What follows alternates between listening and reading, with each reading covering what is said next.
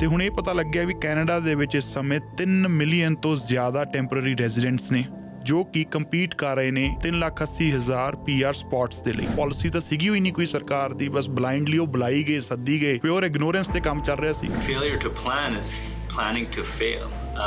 ਤੁਸੀਂ ਸਹੀ ਹੋ ਵੀ ਪਲੈਨਿੰਗ ਨਹੀਂ ਸੀਗੀ, ਉਹਨਾਂ ਨੇ ਇਹ ਨਹੀਂ ਦੇਖਿਆ ਵੀ ਅੱਗੇ ਕੀ ਹੋਊਗਾ। ਵਰਕ ਵੀਜ਼ਾ ਜਿਨ੍ਹਾਂ ਦਾ ਐਕਸਪਾਇਰ ਹੋ ਗਿਆ ਸੀਗਾ ਹਨਾ, ਉਹਨਾਂ ਨੇ ਫਿਰ ਬਾਅਦ ਦੇ ਵਿੱਚ ਰਿਫਿਊਜੀ ਕਲੇਮ ਲਾ ਦਿੱਤੇ। ਉਹਨਾਂ ਦੀ ਸੰਭਾਵਨਾ ਕਿੰਨੀ ਕੁ ਹੈ ਕਿ ਉਹਨਾਂ ਦੇ ਉਸ ਕੈਟੇਗਰੀ ਅਧੀਨ ਐਕਸੈਪਟੈਂਸ ਹੋ ਜੂਗੀ, ਉਹਨਾਂ ਦੇ ਕੇਸਿਸ ਦਾ ਕੀ ਬਣ ਸਕਦਾ, ਫਾਈਲਸ ਦਾ ਕੀ ਬਣ ਸਕਦਾ? ਪ੍ਰੋਬੇਬਿਲਿਟੀ ਦੇ ਮੁਤਾਬਿਕ ਤਾਂ ਰੈਫਿਊਜੀ ਕਲੇਮ ਕਰਨ ਦੇ ਵਿੱਚ ਹੁੰਦਾ। ਟੈਰੀਓ ਦੇ ਵਿੱਚ express entry skill trade stream ਨੂੰ ਬੰਦ ਕਰ ਦਿੱਤਾ ਗਿਆ ਹੈਗਾ। ਉਹਨਾਂ ਅੱਗੇ ਬਹੁਤ ਸਾਰੀ ਜਾਣਕਾਰੀ ਜਿਹੀ ਆਈ ਹੈ ਵੀ ਇਹ ਐਪਲੀਕੇਸ਼ਨ ਜੋ ਫਾਈਲ ਕੀਤੀਆਂ ਜਾ ਰਹੀਆਂ ਸੀ ਉਹ ਉਹਦੇ ਵਿੱਚ ਫਰਾਡ ਹੋ ਰਿਹਾ ਸੀ, ਠੱਗੀ ਵੱਜ ਰਹੀ ਸੀਗੀ।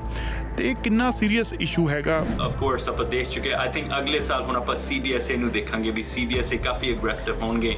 ਡਿਪੋਰਟੇਸ਼ਨਸ, enforcement, all of that is going to go up।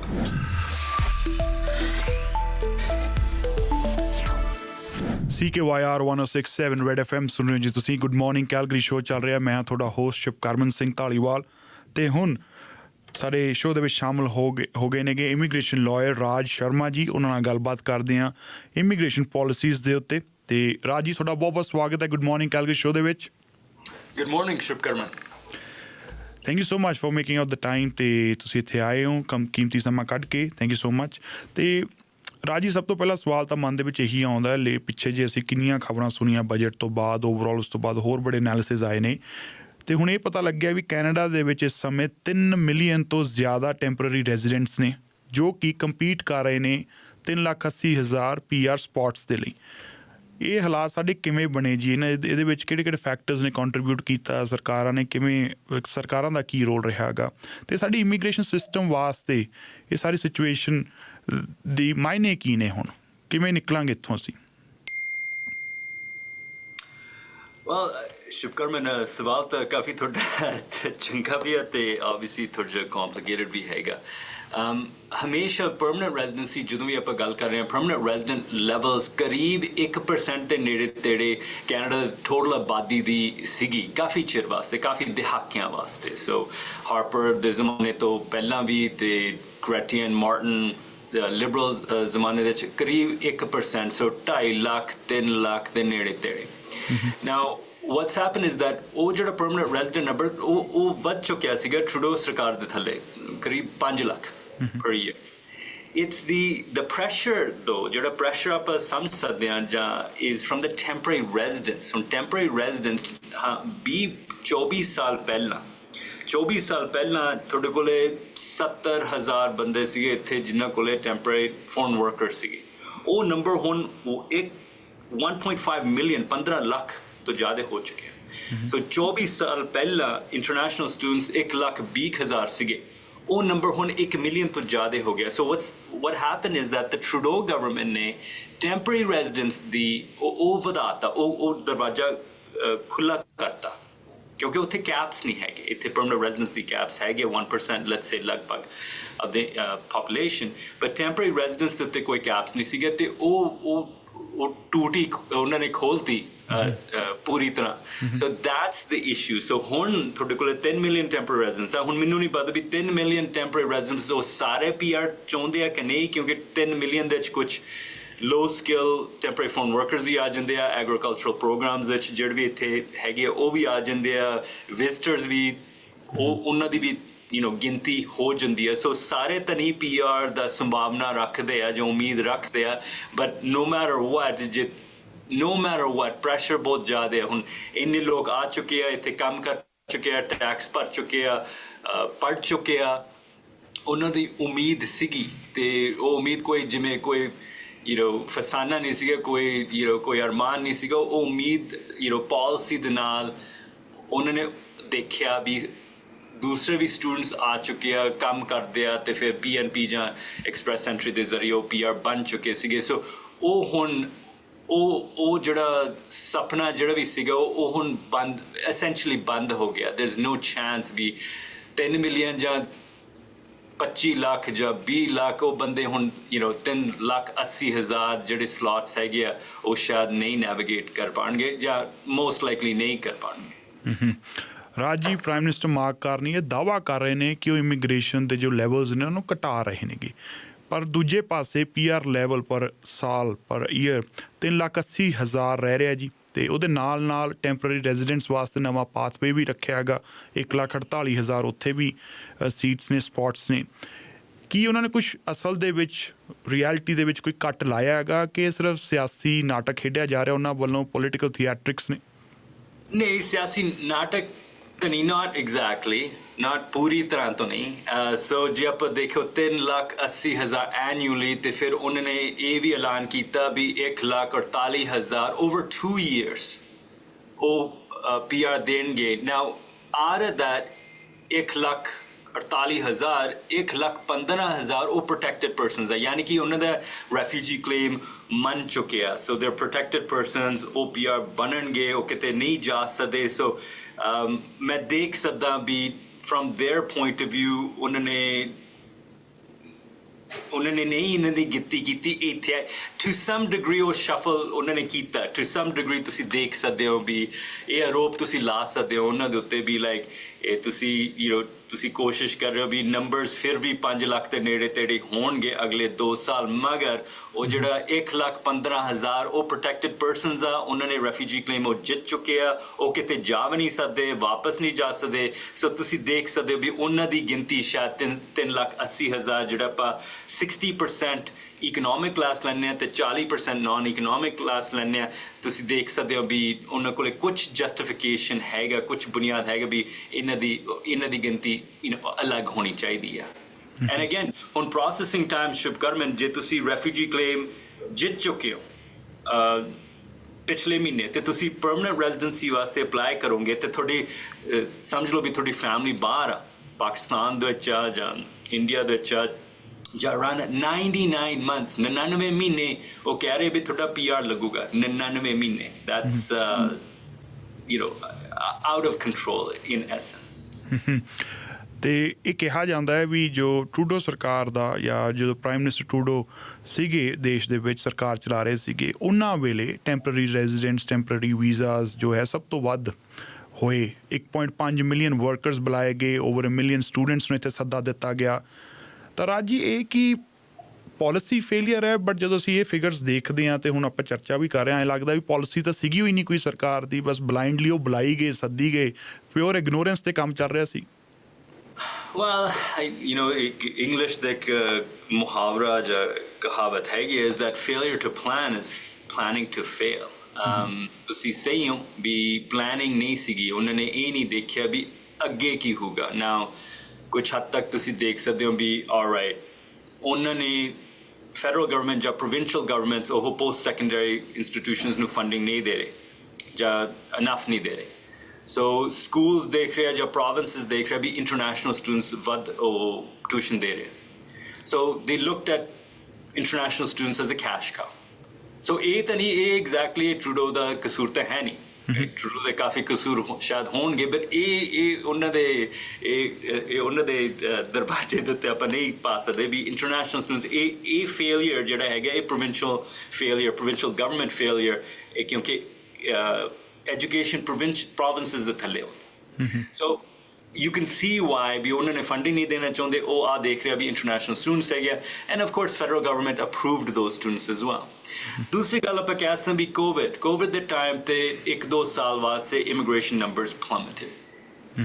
To redress that ਉਹਨਾਂ ਨੇ ਇਮੀਗ੍ਰੇਸ਼ਨ ਜਾਂ ਟੈਂਪਰਰੀ ਰੈਜ਼ੀਡੈਂਟਸ ਉਹ ਵਧਾਤੀ ਸੀਗੀ for GDP, for labour shortages et cetera.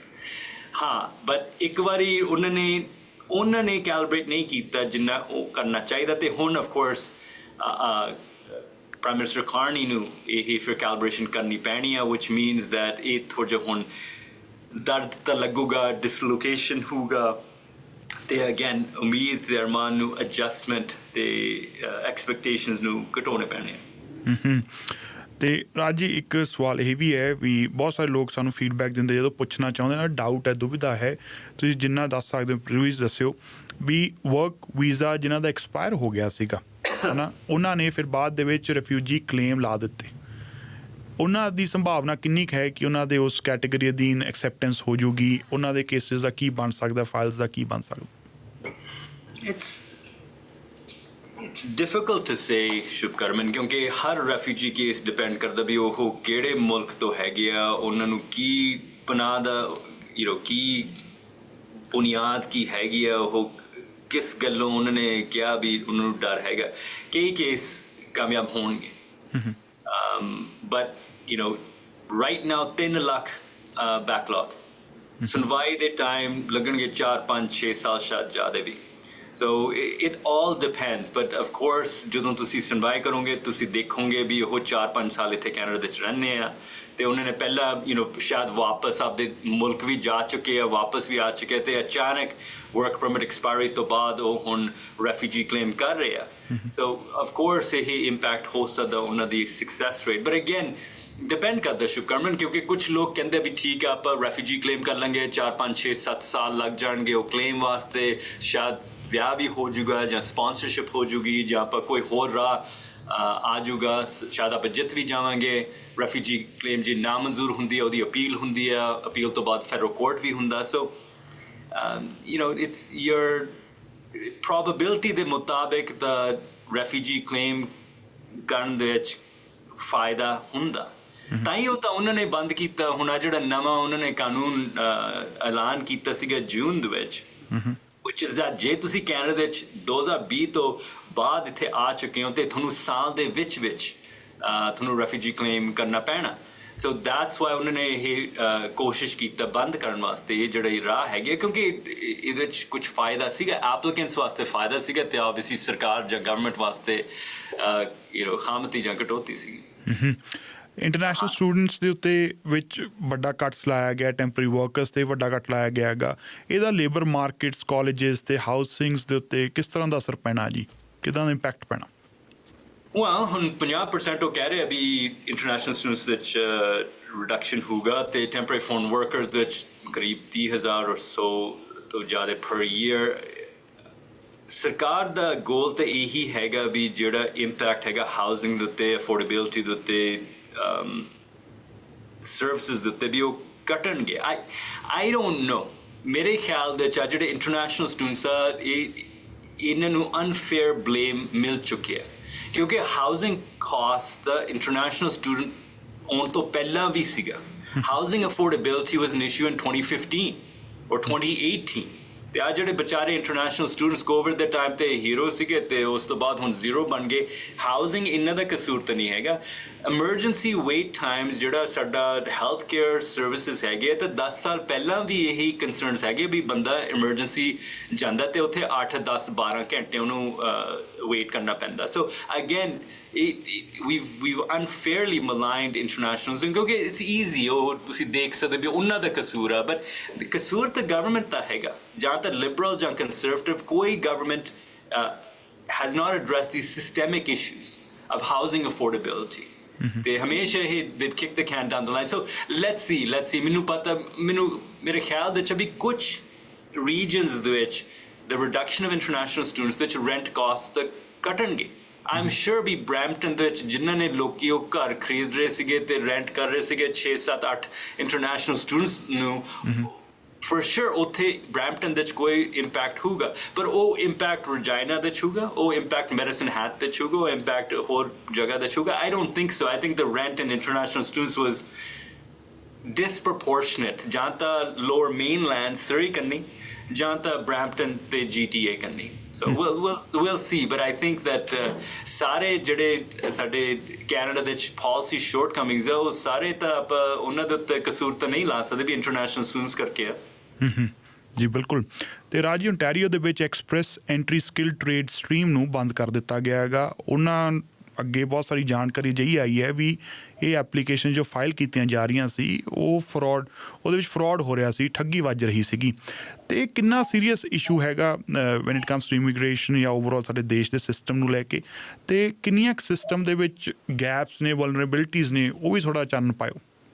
Fraud ਸ਼ੁਰੂ ਤੋਂ ਹੈਗਾ ਇਮੀਗ੍ਰੇਸ਼ਨ ਸਿਸਟਮ ਦੇ ਵਿੱਚ, ਜਾਂ ਤਾਂ ਤੁਸੀਂ ਮੈਰਿਜ ਫਰਾਡ ਕਹਿ ਰਹੇ ਹੋ, ਜਾਂ ਤਾਂ ਤੁਸੀਂ ਡਾਕੂਮੈਂਟ ਫਰਾਡ ਕਹਿ ਰਹੇ ਹੋ, ਜਾਂ fraud ਤਾਂ ਸ਼ੁਰੂ ਤੋਂ ਹੈਗਾ now in terms of applications obviously ਹੁਣ ਤੁਸੀਂ ਸਮਝ ਸਕਦੇ ਹੋ ਵੀ ਜਦੋਂ incentive ਇੰਨਾ ਜ਼ਿਆਦਾ ਹੈ ਜਦੋਂ ਮੁਸ਼ਕਿਲ ਬਹੁਤ ਜ਼ਿਆਦਾ ਹੈ ਇੰਨਾ ਤੁਹਾਡਾ competition ਆ ਤੁਹਾਨੂੰ ਜੌਬ ਲੈਟਰ ਚਾਹੀਦੀ ਹੈ ਜਾਂ ਤੁਹਾਨੂੰ ਕੋਈ ਨਾ ਕੋਈ ਡਾਕੂਮੈਂਟ ਚਾਹੀਦਾ ਆਫ ਕੋਰਸ ਸੋ ਹੁਣ ਇਨਸੈਂਟਿਵ ਜ਼ਿਆਦਾ ਹੋ ਗਿਆ ਫਰਾਡ ਵਾਸਤੇ ਨਾਓ ਅਗੇਨ ਜਿਹੜੇ ਪੀਐਨਪੀ ਪ੍ਰੋਗਰਾਮਸ ਹੈਗੇ ਉਹ ਮਨਮਾਨੀ ਕਰ ਸਕਦੇ ਆ ਗਵਰਨਮੈਂਟ ਕੈਂਸਲ ਕਰ ਸਕਦੇ ਆ ਬੰਦ ਕਰ ਸਕਦੇ ਆ ਐਪਲੀਕੇਸ਼ਨਸ ਰਿਟਰਨ ਵੀ ਕਰ ਸਕਦੇ ਆ ਸੋ ਅਗੇਨ ਇਹ ਇਜ਼ ਦੈਟ ਸਾਰੇ ਐਪਲੀਕੇਸ਼ਨਸ ਵਿੱਚ ਤਾਂ ਫਰਾਡ ਤਾਂ ਨਹੀਂ ਹੋ ਸਕਦਾ so it's I don't think I think ਸ਼ਾਇਦ ਇਹ ਬਹਾਨਾ ਵੀ ਹੈਗਾ but again let's see ਹੁਣ ਦੇਖੋ 74% refusal rate from India ਤੇ ਉਹ ਕਹਿ ਰਿਹਾ ਕਿਉਂਕਿ ਡਾਕੂਮੈਂਟ ਫਰਾਡ ਕਰਕੇ ਉਹ ਸਟੱਡੀ ਪਰਮਿਟਸ ਰਿਫਿਊਜ਼ ਹੋ ਰਿਹਾ ਇੰਡੀਆ ਤੋਂ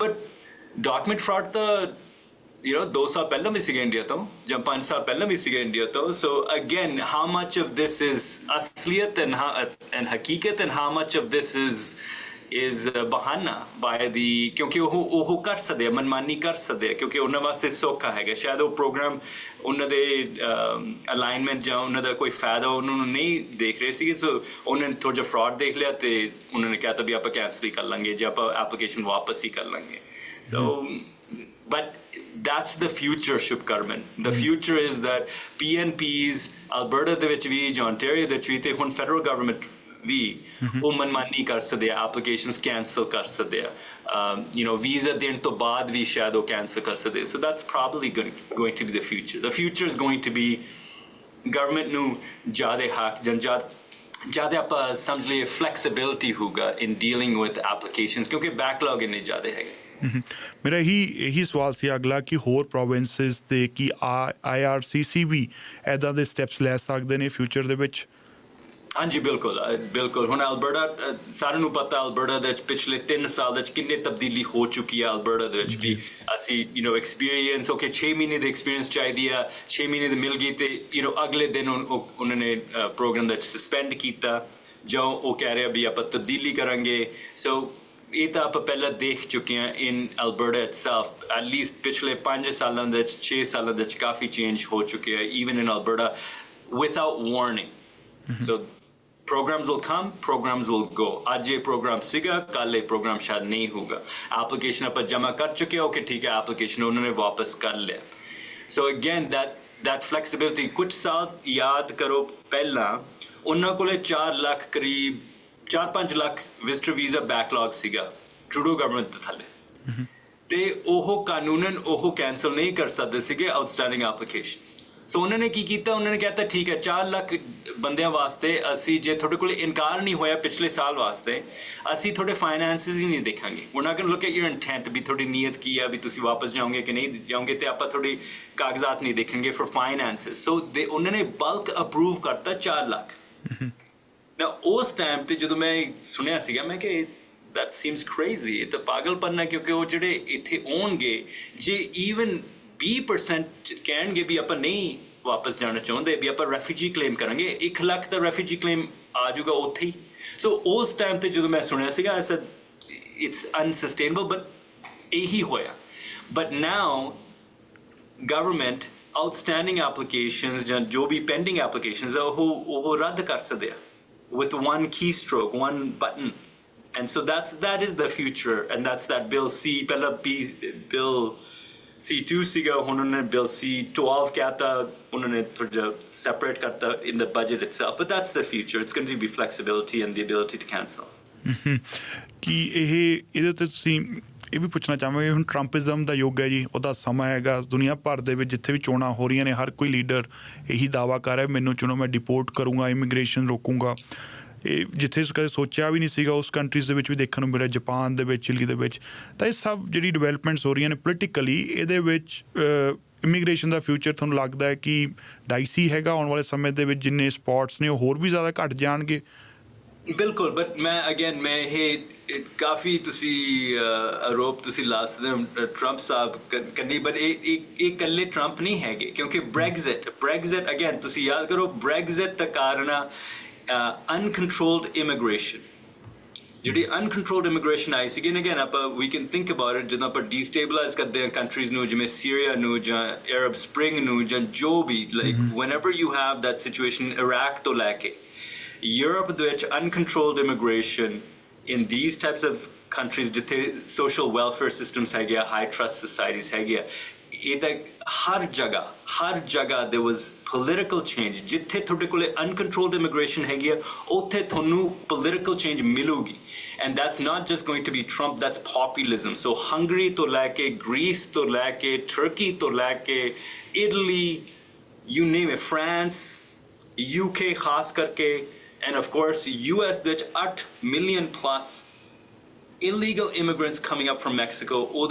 There will be consequences to that. ਤੇ ਜਿਨ੍ਹਾਂ ਨੇ ਸੋਚਿਆ ਵੀ ਇਹਦੇ political consequences ਨਹੀਂ ਹੋਗਾ, ਉਹ ਤਾਂ ਤੁਸੀਂ ਦੇਖ ਚੁੱਕੇ ਹੋ ਉਹਦਾ ਨਤੀਜਾ ਕੀ ਹੈਗਾ, ਕਿਉਂਕਿ Donald Trump has won in the US. ਤੇ ਜਿਹੜਾ Labour government ਹੈ UK ਦੇ ਵਿੱਚ historically pro-immigration, ਹੁਣ ਉਹ ਕਹਿ ਰਹੇ ਵੀ asylum temporary ਹੋਗਾ, ਹੁਣ ਉਹ ਕਹਿ ਰਹੇ ਵੀ ਆਹ ਸਹੂਲਤਾਂ ਆਪਾਂ ਬੰਦ ਕਰਾਂਗੇ. So this is a worldwide phenomenon, ਕਿਉਂਕਿ controlled immigration ਦੇ ਨਾਲ ਇਮੀਗ੍ਰੇਸ਼ਨ ਸਪੋਰਟ ਹੁੰਦੀ ਹੈ. ਹੁਣ ਕੈਨੇਡਾ ਦੇ ਵਿੱਚ ਹਮੇਸ਼ਾ ਕੰਟਰੋਲਡ ਇਮੀਗ੍ਰੇਸ਼ਨ ਸੀਗਾ, ਤੇ ਕੈਨੇਡਾ ਦੇ ਵਿੱਚ ਪੋਜ਼ਿਟਿਵ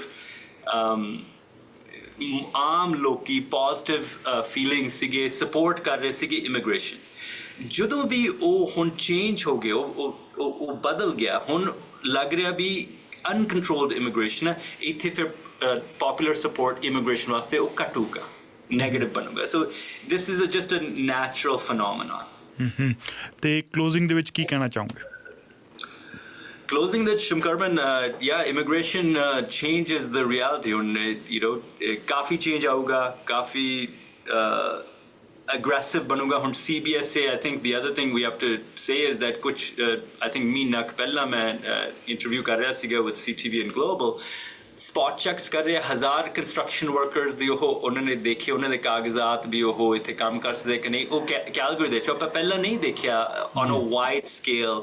CBSA ਅਸੀਂ ਤਾਂ ਸੁਣਿਆ, ਰੈਡ FM ਨੂੰ ਤਾਂ ਪਤਾ ਹੀ ਆ ਵੀ ਇਹ ਹੋ ਰਿਹਾ ਸੀਗਾ, ਦੀ sort of immigration raids, but large scale immigration raids ਹੁਣ ਕੈਲਗਰੀ ਦੇ ਵਿੱਚ ਵੀ ਹੋ ਰਿਹਾ.